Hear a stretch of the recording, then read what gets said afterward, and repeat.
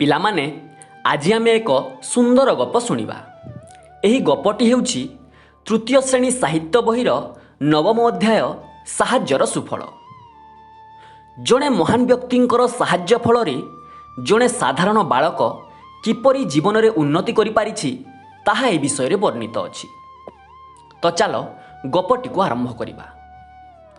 ବେଶୀ ଦିନର କଥା ନୁହେଁ, ସେତେବେଳେ ବଙ୍ଗଳାରେ, ଯାହାକୁ ଆମେ ବର୍ତ୍ତମାନ ପଶ୍ଚିମବଙ୍ଗ ବୋଲି କହୁଛୁ, ସେଠାରେ ଅକାଳ ମରୁଡ଼ି ପଡ଼ିଥାଏ।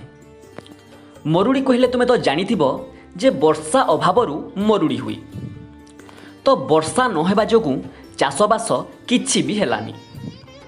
ଭୋକରେ ଲୋକ ଆଉଟୁ ପାଉଟୁ ହୋଇ ଏଣେତେଣେ ଭିକ ମାଗୁଥାନ୍ତି। ଚାରିଆଡ଼େ ଖାଲି ହାହାକାର ପୂର୍ଣ୍ଣ। ସେହି ସମୟରେ ଦିନେ ପଣ୍ଡିତ ଈଶ୍ୱରଚନ୍ଦ୍ର ବିଦ୍ୟାସାଗର ବର୍ଦ୍ଧମାନ ସହରର ଏକ ବଜାର ଆଡ଼କୁ ଯାଉଥାନ୍ତି।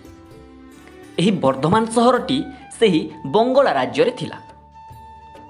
ସାମ୍ନାରେ ଦେଖିଲେ ଗୋଟିଏ ବାଳକ ଚିରା କନା ପିନ୍ଧି ତାଙ୍କରି ଆଡ଼କୁ ଚାଲି ଆସୁଛି।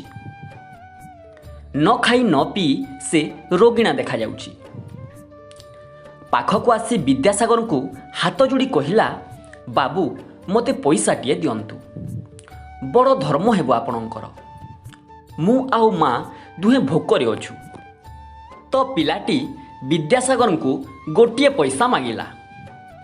ପିଲାମାନେ, ତୁମେ ତ ଜାଣିଛ ଯେ 1 ଟଙ୍କା ସମାନ 100 ପଇସା ହୁଏ ଏବଂ ସେ ସମୟର ଗୋଟିଏ ପଇସା ବର୍ତ୍ତମାନର 10 ଟଙ୍କା ସହ ସମାନ।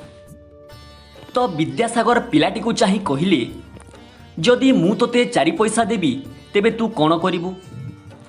ବାଳକଟି ଉତ୍ତର ଦେଲା, 2 ପଇସାର କିଛି କିଣି ଖାଇବି, ଆଉ 2 ପଇସା ମାକୁ ଦେଇଦେବି। ତାପରେ ବିଦ୍ୟାସାଗର ପୁଣି ପଚାରିଲେ, ଆଚ୍ଛା, ତୋତେ ଯଦି 2 ଅଣା ଦିଆଯିବ? ତ ପିଲାମାନେ, ଗୋଟିଏ ଟଙ୍କା ସମାନ 16 ଅଣା ହୁଏ ଏବଂ 2 ଅଣା ସମାନ ହେବ 12.5 ପଇସା, 12 ପଇସା ଏବଂ ଅଧା। ତ 2 ଅଣା କଥା ଶୁଣି ବାଳକଟି ଭାବିଲା, ବାବୁ ତାକୁ ଥଟ୍ଟା କରୁଛନ୍ତି। କିଛି ନ କହି ବଡ଼ କରୁଣ ଚାହାଣୀରେ ତାଙ୍କୁ ଚାହିଁଲା। ବିଦ୍ୟାସାଗର ପିଲାଟିକୁ ଦେଖି ଆଗେଇ ଯାଇ ତା ହାତ ଧରି ପକାଇଲେ ଆଉ ଖୁବ୍ ଆଦରରେ କହିଲେ, ଯଦି ପ୍ରକୃତରେ ତୋତେ 4 ଅଣା ଦେଇଦେବି ତେବେ ତୁ କ'ଣ କରିବୁ?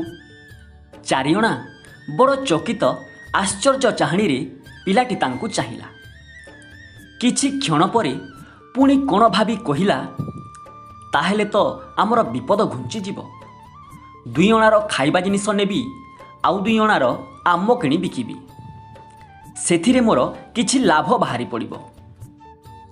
ଏବଂ ଶେଷରେ ବିଦ୍ୟାସାଗର ତାକୁ 1 ଟଙ୍କା ଦେଲେ। ପିଲାଟିର ଖୁସି କହିଲେ ନ ସରେ। ସେ ତା ଜୀବନରେ ସେ ପର୍ଯ୍ୟନ୍ତ କେବେ ହେଲେ ଟଙ୍କାଟିଏ ଦେଖିନଥିଲା। ସେ ସମୟରେ 1 ଟଙ୍କାର ମୂଲ୍ୟ କିଛି କମ୍ ନଥିଲା। ଟଙ୍କାକରେ ଅନେକ ଜିନିଷ ମିଳୁଥିଲା। ସେ ସମୟର 1 ଟଙ୍କା ବର୍ତ୍ତମାନର 1000 ଟଙ୍କା ସହ ସମାନ ହେବ। ସେ ସମୟରେ 1 ଟଙ୍କା ନେଇକି ତୁମେ ବସ୍ତା ବସ୍ତା ପନିପରିବା କିଣିପାରିବ। ତ କେତେ ବର୍ଷ ବିତିଗଲା, ବିଦ୍ୟାସାଗର ଏ ଘଟଣାଟିକୁ ସମ୍ପୂର୍ଣ୍ଣ ଭାବରେ ଭୁଲିଗଲେ। ପୁଣି ଥରେ ବର୍ଦ୍ଧମାନ ସହର ଯିବା ପାଇଁ ତାଙ୍କୁ ସୁଯୋଗ ମିଳିଲା। ବଜାରରେ 2-3 ଜଣ ବନ୍ଧୁଙ୍କ ସାଥିରେ ଯାଉଥାନ୍ତି। ଠିକ୍ ସେତିକି ବେଳେ ଜଣେ ଯୁବକ ଆସି ତାଙ୍କୁ ପ୍ରଣାମ ଜଣାଇଲା। ତାପରେ ତାଙ୍କୁ ତା ଦୋକାନ ଭିତରକୁ ଯିବା ପାଇଁ ଖୁବ୍ ଅନୁରୋଧ କଲା। ବିଦ୍ୟାସାଗର ଯୁବକଟିକୁ ଚାହିଁଲେ, ହେଲେ ଚିହ୍ନି ପାରିଲେ ନାହିଁ। ଯୁବକଟିର ଆଖି ଦୁଇଟି ଲୁହରେ ଭରି ଆସିଲା। ସେ ତାଙ୍କୁ ଏହି ସହରରେ କେତେ ବର୍ଷ ତଳେ 1 ଟଙ୍କା ଦେବା ଘଟଣା ମନେ ପକାଇଦେଲା ଆଉ କହିଲା, ଆପଣଙ୍କର ସେଇ ଟଙ୍କାରେ ମୁଁ ଫଳ କିଣି ବୁଲି ବୁଲି ବିକ୍ରି କଲି। ପରିଶ୍ରମ କରି ଧୀରେ ଧୀରେ ମୁଁ କିଛି ଟଙ୍କା ଜମା ମଧ୍ୟ କଲି। ପାଖରେ କିଛି ଟଙ୍କା ହୋଇଯିବା ପରେ ଭାବିଲି, କେଉଁଠି ଗୋଟିଏ ଜାଗାରେ ଦୋକାନଟିଏ ଖୋଲିବି। ସେଇ ଟଙ୍କାରେ ମୁଁ ଏବେ ଏହି ଦୋକାନଟି କରିଛି ଆଉ ଏହା ହେଉଛି ଆପଣଙ୍କର ସାହାଯ୍ୟର ଫଳ। ତ ସେଦିନର ଗରିବ ପିଲାଟିକୁ ଗୋଟିଏ ଦୋକାନର ମାଲିକ ରୂପେ ଦେଖି ବିଦ୍ୟାସାଗରଙ୍କର ମନ ଆନନ୍ଦରେ ଭରିଗଲା।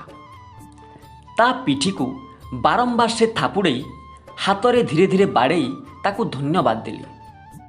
ଯୁବକଟି ତାଙ୍କୁ ଦୋକାନକୁ ଡାକିନେଲା। ସେଦିନ ଥିଲା ତାର ସୌଭାଗ୍ୟର ଦିନ।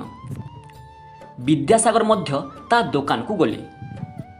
ସେ ଚାହୁଁଥିଲେ ଯୁବକଟି କେମିତି ଉତ୍ସାହିତ ହୋଇ ଆହୁରି ଉନ୍ନତି କରୁ।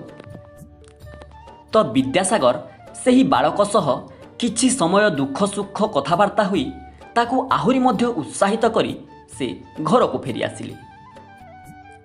ତ କାହାର ସାହାଯ୍ୟ ଓ ସହାନୁଭୂତିକୁ ଉପଯୁକ୍ତ ଭାବରେ କାମରେ ଲଗାଇଲେ ସେଥିରୁ ଉତ୍ତମ ଫଳ ମିଳେ।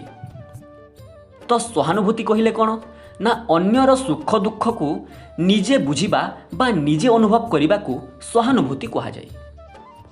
ତ ପିଲାମାନେ, ତୁମକୁ ଯଦି କେବେ କାହାର ସାହାଯ୍ୟ କରିବାର ସୁଯୋଗ ମିଳେ ତେବେ ତାକୁ କେତେବେଳେ ମଧ୍ୟ ହାତ ଛଡ଼ା କରିବ ନାହିଁ। ସବୁବେଳେ ଅନ୍ୟର ସାହାଯ୍ୟ କରିବା ପାଇଁ ଆଗେଇ ଆସିବ। କାହିଁକି ନା ତୁମେ ଯଦି ଅନ୍ୟର ସାହାଯ୍ୟ କରିବ ତାହେଲେ ଭଗବାନ ତୁମର ନିଶ୍ଚୟ ସାହାଯ୍ୟ କରିବେ। ଆଉ ଅନ୍ୟର ସାହାଯ୍ୟ କଲେ ଯେଉଁ ଖୁସି ମିଳେ, ଯେଉଁ ଆନନ୍ଦ ମିଳେ ତାହା ସ୍ୱର୍ଗୀୟ ସୁଖଠାରୁ ମଧ୍ୟ ବଢ଼େ। ତ ସବୁବେଳେ ଅନ୍ୟକୁ ସାହାଯ୍ୟ କରିବା ପାଇଁ ତୁମେ ଆଗେଇ ଆସ। ଆଉ ଅନ୍ୟର ସାହାଯ୍ୟ କରିକି ଦେଖ ତୁମକୁ କେତେ ଆନନ୍ଦ ମିଳୁଛି, କେତେ ଖୁସି ମିଳୁଛି। ପିଲାମାନେ, ଆଉ ଗୋଟିଏ କଥା, ଯଦି ତୁମକୁ କେହି ସାହାଯ୍ୟ କରୁଛି ତ ସେ ସାହାଯ୍ୟକୁ ତୁମେ ଠିକ୍ ଭାବରେ ଉପଯୋଗ କର, ଠିକ୍ ଭାବରେ କାମରେ ଲଗାଅ। ମନେକର ତୁମ ପାଖରେ ଗୋଟିଏ ବହି ନାହିଁ ଆଉ ତୁମେ ତୁମ ସାଙ୍ଗକୁ ସେହି ବହିଟି ମାଗିଲ। ତୁମ ସାଙ୍ଗ ତୁମକୁ ସାହାଯ୍ୟ କଲା ଏବଂ ସେହି ବହିଟିକୁ ଦେଲା।